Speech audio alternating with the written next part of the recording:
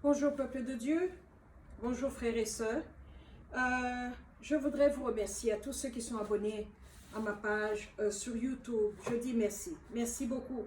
Et j'apprécie beaucoup le fait que vous soyez abonnés.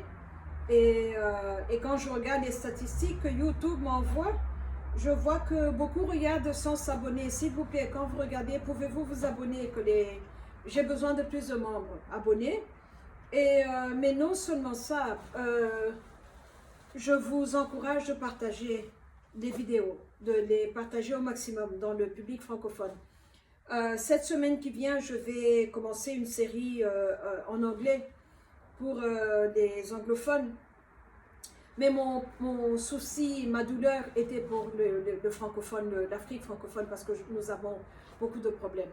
Alors, je voudrais continuer. Et donc, je vous remercie beaucoup. Je vous apprécie. J'apprécie beaucoup. Et merci. Merci de tout cœur pour parce que vous regardez. Ce n'est pas facile d'avoir un ministère. Ce n'est pas facile de parler. Surtout que mon appel à moi, vous voyez, c'est comme quand vous êtes un chef et que vous préparez, disons que vous avez un restaurant chinois, vous préparez la nourriture chinoise. Vous êtes un expert en ceci, la nourriture française ou la nourriture américaine. Mais moi, la qualité de nourriture que le Saint-Esprit me donne va là où beaucoup de pasteurs ne veulent pas aller, beaucoup de serviteurs ne veulent pas aller, parce que c'est des sujets qui dérangent. C'est des sujets qui sont méchants, qui sont lourds, des sujets qui volent la paix à l'intérieur, mais on doit se rappeler que nous connaissons le prince de paix. Donc il nous montre, mais quand il montre, c'est qu'il y a une voie, une ouverture, et on connaît le prince de paix, et nous devons nous accrocher à lui. Et c'est ça qui me donne le courage de continuer à aller de l'avant. Et puis aussi le fait que mon caractère, je suis très... je n'aime pas me laisser faire, je n'aime pas me laisser dominer, je suis... Ce qui est à moi est à moi. Et alors, il faut se battre pour préserver, parce qu'appelons-nous que Jésus nous a dit que le royaume de Dieu appartient aux violents et les violents le prennent par la force.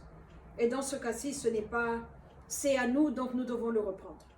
Alors, je continue, et cette vidéo, toujours sur le même thème des contrats sataniques faits par les leaders ou par les représentants d'une nation, et les conséquences que nous payons à cause de cela. Donc je continue. Étant citoyenne de la République démocratique du Congo, mes prières étaient pour mon village, Bonkeya, pour le Katanga, ma province, et pour le Congo. Et le Saint-Esprit m'a donné cet appel par rapport au continent africain, parce qu'après tout, ce sont les mêmes problèmes. Mais juste que l'étendue du problème est différente, mais ce sont les mêmes problèmes. Vous en conviendrez avec moi. Et c'est comme ça que j'ai commencé à prier et à détruire le mal, parce que le mal doit être détruit. Quand le mal n'est pas détruit, il reste là. Il va rester, il va s'éterniser et se pérenniser et prendre des racines et causer des problèmes à la génération qui suit. Et c'est comme ça que j'ai commencé à prier. Il faut beaucoup de patience. Mais ce que je veux vous dire, c'est que beaucoup de nos problèmes africains tous les problèmes viennent de l'esprit.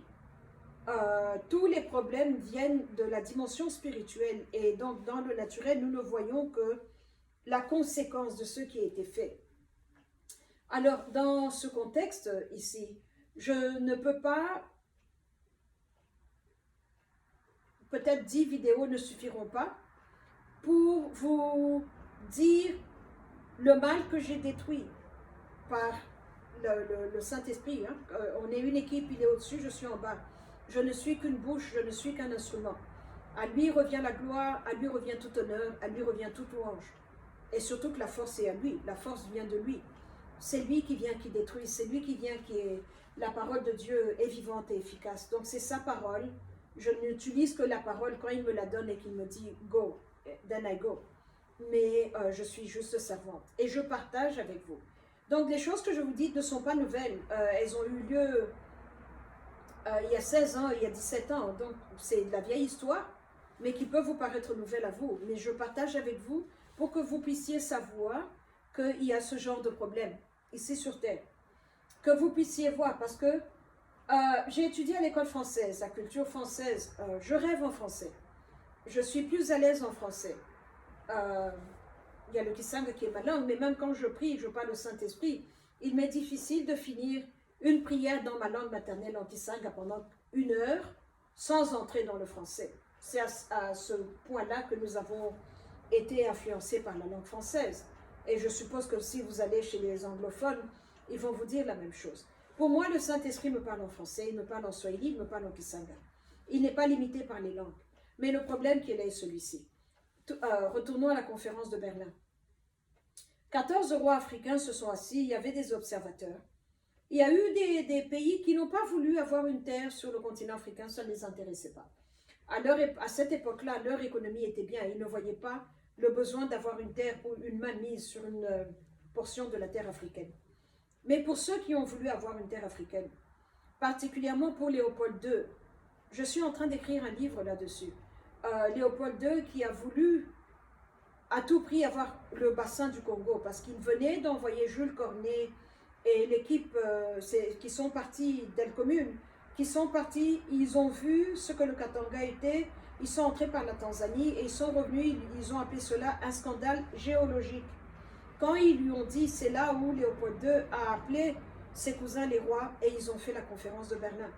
Donc lui, il savait, quand ils ont mis la carte de l'Afrique, lui, il a dit non, vous prenez d'abord. Chacun prenait sa part et c'est après qu'il a dit, moi je prends le cœur de l'Afrique et ce qu'on appelle The Heart of Darkness, le cœur de l'obscurité. Joseph Conrad a écrit un roman dessus. Donc il savait, lui, qu'est-ce qu'il recevait. Alors pour ce faire, il fallait adopter et prétendre que l'Afrique venait d'être découverte. Alors qu'il y avait un peuple qui habitait là, du Cap au Caire, de Lobito à Dar es Salaam, il y avait des peuples, des tribus, des cultures différentes, qui sont brunes de peau, mais des cultures totalement différentes. Parce qu'il y a des choses qui marchent chez moi et chez le voisin, ce n'est pas poli. On a plusieurs cultures sur le continent africain. Et tout le monde a tendance à croire, surtout ceux qui veulent nous manquer de respect, qui disent oh, tu es de l'Afrique, comme si l'Afrique était un gros pays, un grand pays. Non, l'Afrique est composée de 54 pays, si je ne me trompe pas. Et le Soudan du Sud est le dernier à être entré à devenir une république. Nous devons connaître notre histoire, nous devons savoir où est notre terre, qu'est-ce que nous faisons.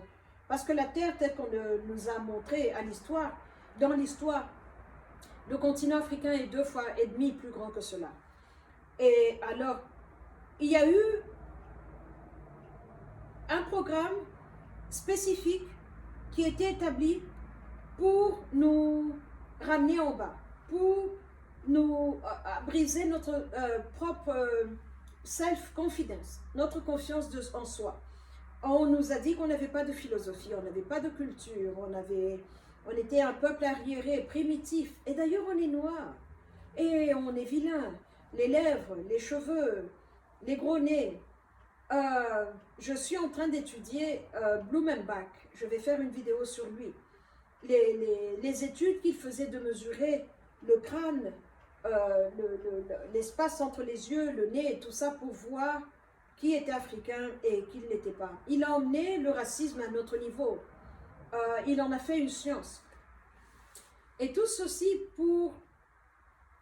Et quand vous regardez tous les autres continents, à part le continent indien, qui avait beaucoup de diamants, qui avait beaucoup d'or, les autres continents, qu'est-ce qui se passe avec l'Europe?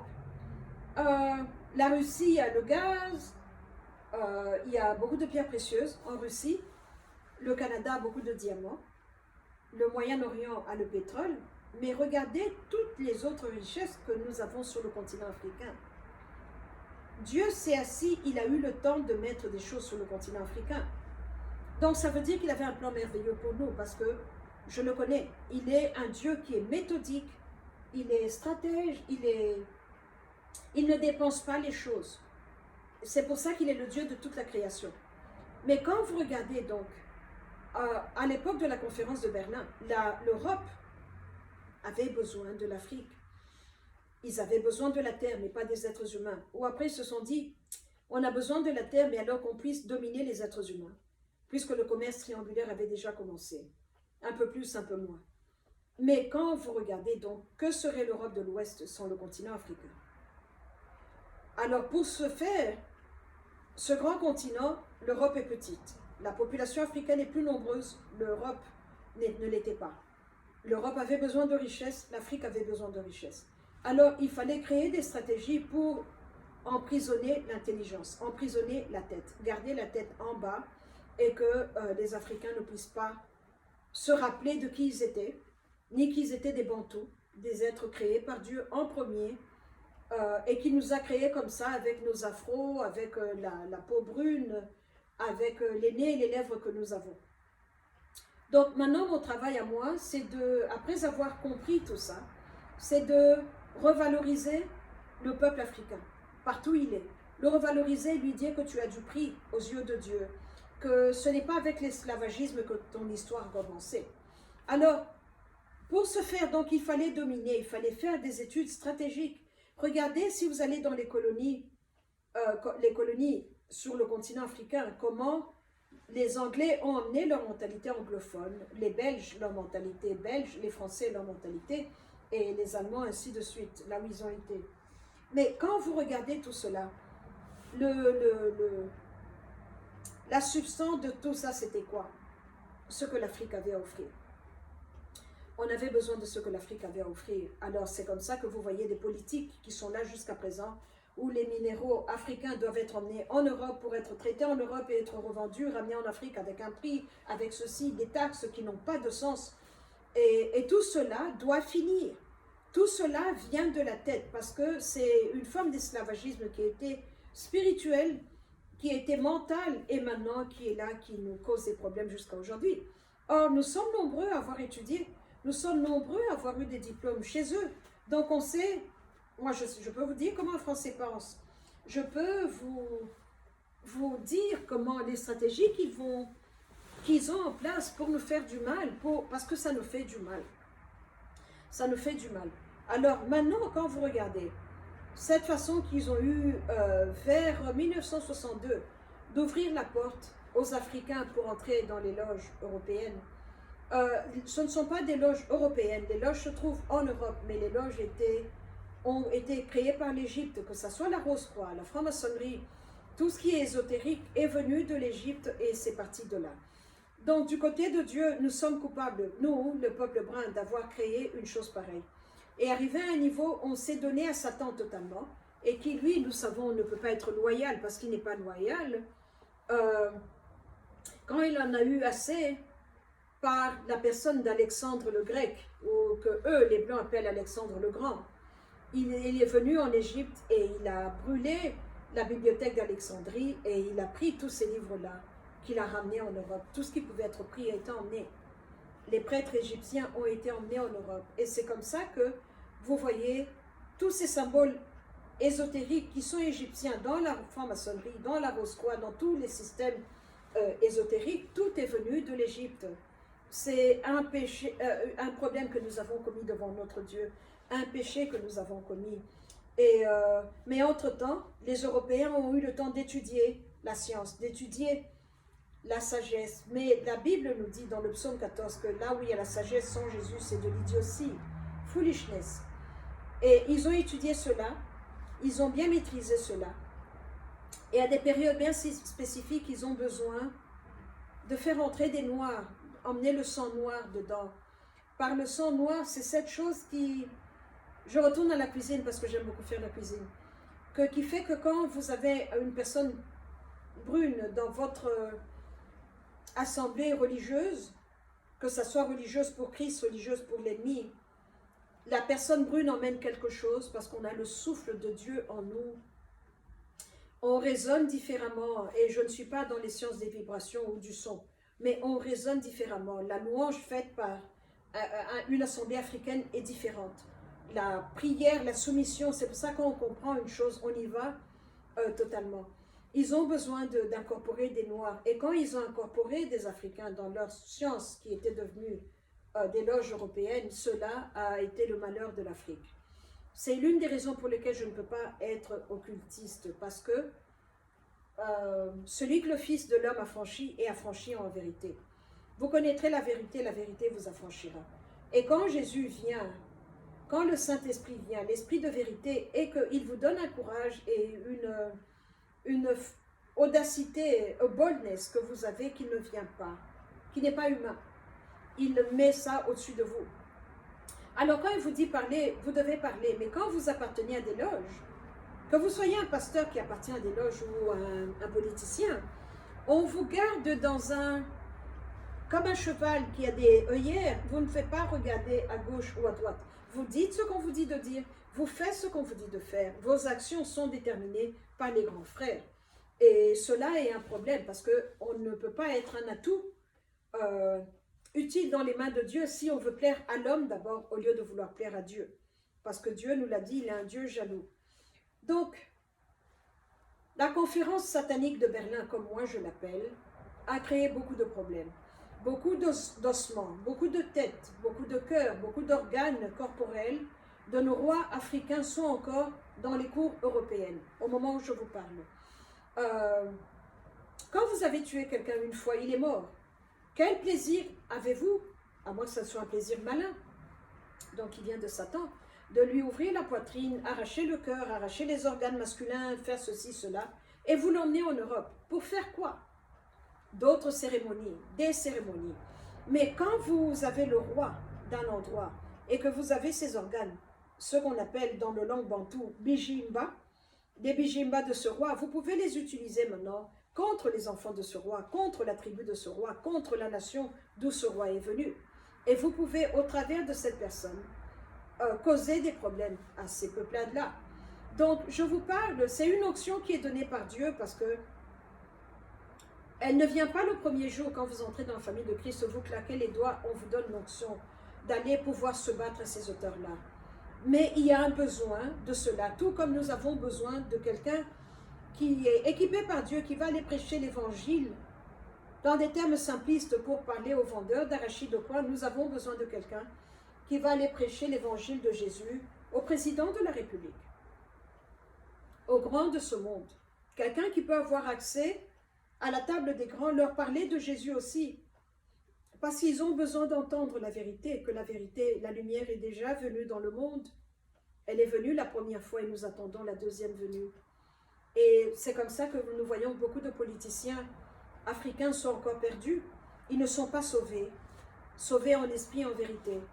Et ça me fait mal de voir que nous avons beaucoup de serviteurs de Dieu qui ne sont pas sauvés. Ils chantent le gospel, mais avec la bouche. Ils prêchent la Bible, mais avec la bouche. L'esprit n'est pas là. Encore moins l'épée de Dieu qui est comme un couteau à double tranchant. Nous avons besoin de changer, de réévaluer les choses sur le continent africain. Alors, il faut aller à la cause, déraciner la cause, détruire le problème, et alors vous allez arriver à un résultat.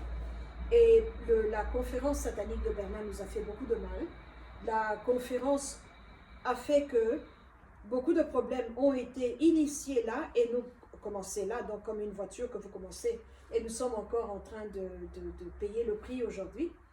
Alors je viens vous encourager, vous qui connaissez Dieu, vous qui connaissez le Saint-Esprit, vous qui pouvez prier, qui pouvez jeûner, mettez dans votre temps de prière un moment pour votre province, pour votre pays, la tribu, la province, le tribu et le continent africain, la tribu plutôt, pardonnez-moi. Nous avons besoin de prier comme ça. Il y a un moment à prier pour vous, pour votre travail, pour votre mariage, que Dieu puisse bénir votre union, vos enfants à l'école et tout cela, mais il y a un besoin aussi. Parce que je vois un déséquilibre. Nous prions, mon Dieu bénis-moi pour moi, mon commerce, mais nous oublions que le pays est sale, nous oublions que la terre africaine, c'est ça, on est en train de tirer ça avec des gens. Je viens de faire 3 jours où je me battais avec des géants. Avec tout le sérieux, je ne jure pas parce que je suis une servante de Dieu. Mais vous regardez l'ennemi. Vous vous dites, mon Dieu. Et il vous dit, be still and know that I'm God. Keep going. I kept going. I did. I went. And I did what I had to do. Les géants qui sortent d'en bas, qui sont appelés par certains présidents. pour aller attaquer certaines républiques, aller causer certains problèmes, aller emmener le désordre, le chaos, l'abomination, le meurtre, le vampirisme, le cannibalisme, la sodomie, pour déchirer la fabrique d'une république. Il y a 3 jours, il y a un besoin de prier pour la terre. Il y a un besoin de s'établir. Il y a un besoin d'avoir le courage de dire, mon Dieu, c'est toi et moi. Et il n'y a qu'une seule puissance dans l'univers qui puisse nous sauver, qui puisse nous réparer, nous délivrer des malédictions de Berlin.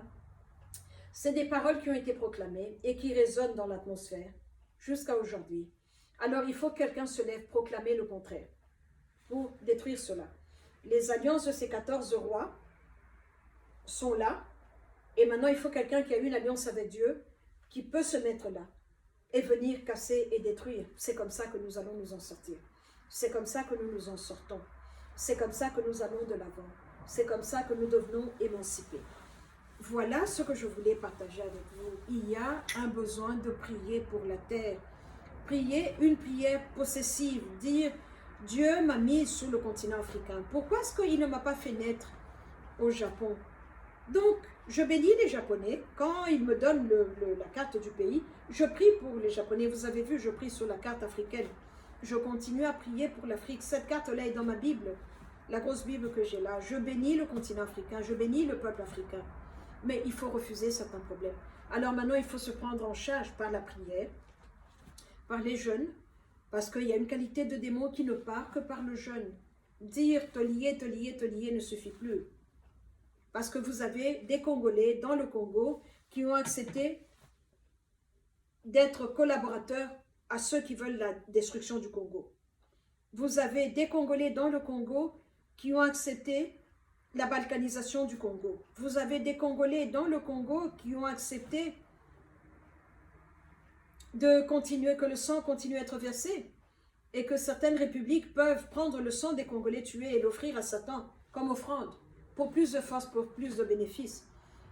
Je cherchais des pasteurs du Kivu.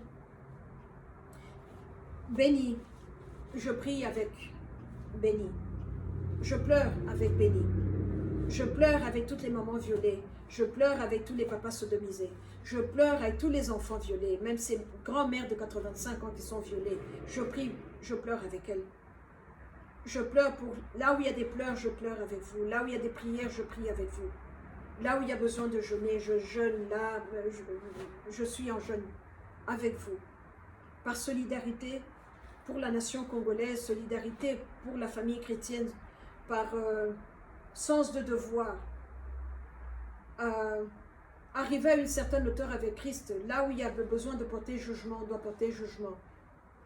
Vous voyez comme dans les films historiques, quand on voyait en Europe un chevalier qui venait au nom du roi porter justice parce qu'il a l'épée du roi, il a été mandaté. Nous avons besoin de plus d'onction pareille pour pouvoir intervenir et dire non, non, ça ne va pas se passer. Ça, c'est votre programme, mais ce n'est pas le nôtre. Nous n'allons pas être forcés à reconfigurer la carte du Congo. Nous n'allons pas être forcés à avoir une sorte de deuxième conférence de Berlin parce qu'elle ne peut qu'être satanique. On nous a imposé une conférence la première fois. On nous a imposé des frontières la première fois. Ça suffit. On n'est pas des pions, dis-je, sauter, vous demandez jusqu'où. Allez là-bas, oui. Revenez ici, oui.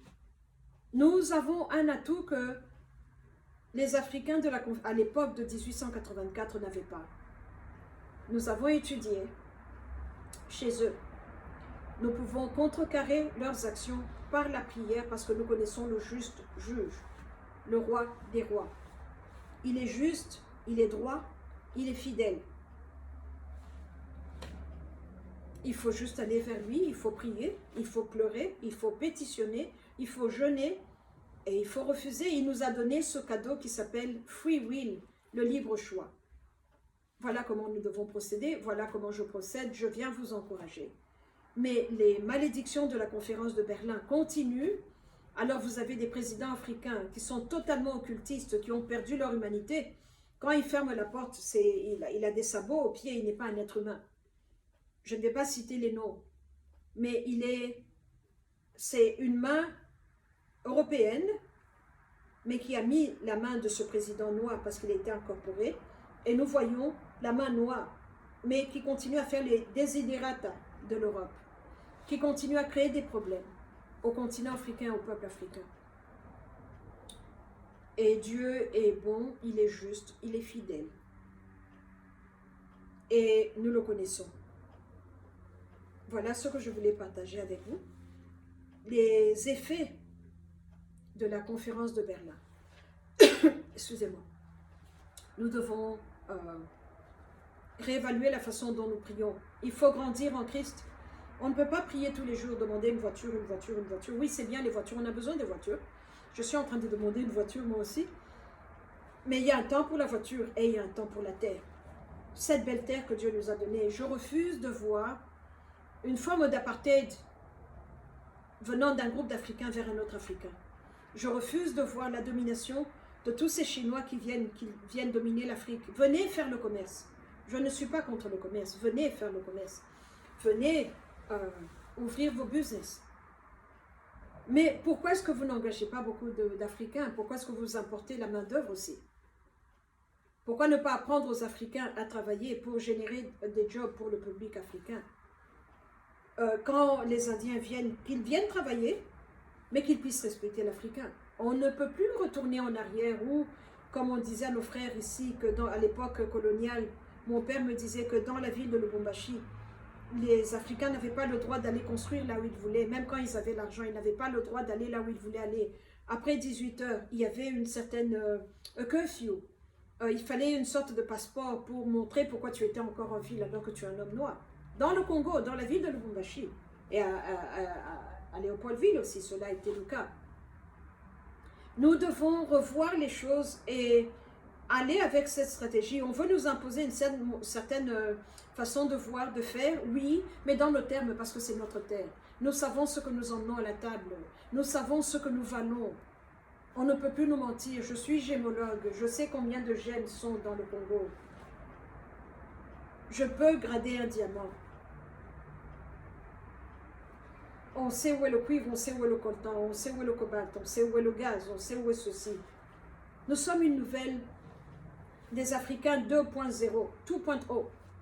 On ne peut plus nous dominer, on ne peut plus nous manipuler. Je viens réveiller vos esprits, je viens réveiller vos âmes, je viens réveiller votre intelligence. Hommes africains, levez-vous, femmes africaines, levez-vous, enfants africains, levez-vous. Cette terre que Dieu nous a donnée est à nous. Les autres, ils peuvent venir faire le commerce. Moi, j'habite bien ici. Je ne dérange personne. Je ne refuse pas la venue des étrangers, mais c'est la façon dont ils viennent. C'est là où la différence va être entre ce que nous allons être et ce que nos papas ont été et nos grands-parents ont été. C'est tout ce que je demande.